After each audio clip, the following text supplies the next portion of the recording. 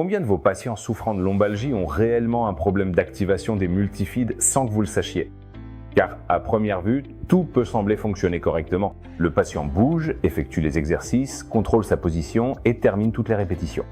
Cependant, sous ce mouvement, il peut exister un schéma neuromusculaire complètement différent de celui auquel vous vous attendez.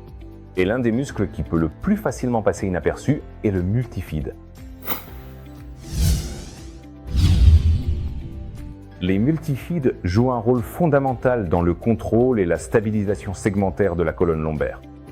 Le problème est qu'il s'agit de muscles profonds, petits et difficiles à évaluer uniquement par l'observation ou la palpation. C'est pourquoi un patient peut apparemment bien réaliser un exercice, alors que d'autres muscles plus superficiels, comme les érecteurs du rachis, assument une grande partie du travail.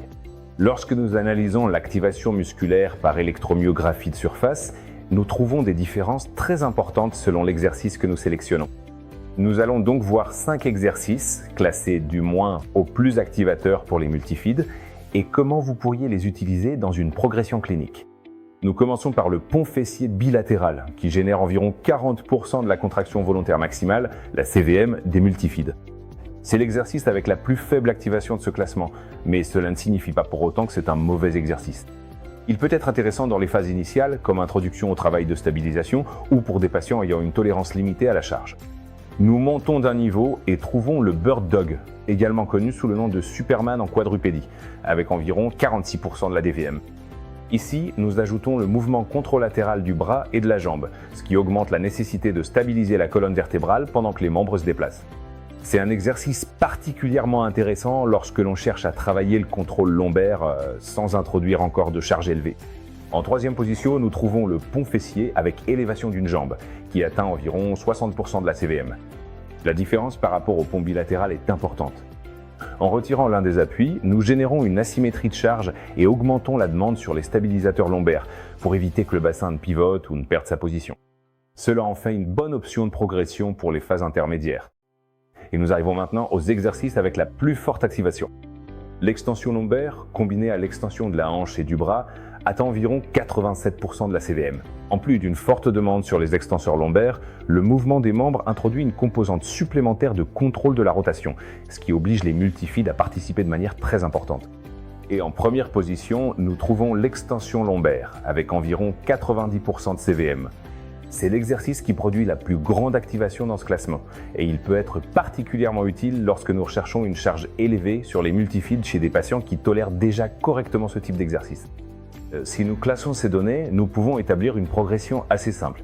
Commencer par le pont fessier et le Bird Dog, avancer vers le pont unilatéral et, lorsque le patient a une tolérance suffisante, introduire les variantes d'extension lombaire. Mais c'est là qu'apparaît le véritable problème clinique. Ces pourcentages sont des valeurs de référence. Il ne signifie pas que votre patient va activer ses multifides exactement de cette manière. 2 patients peuvent effectuer le même Bird Dog, apparemment avec la même technique, et présenter des stratégies musculaires complètement différentes.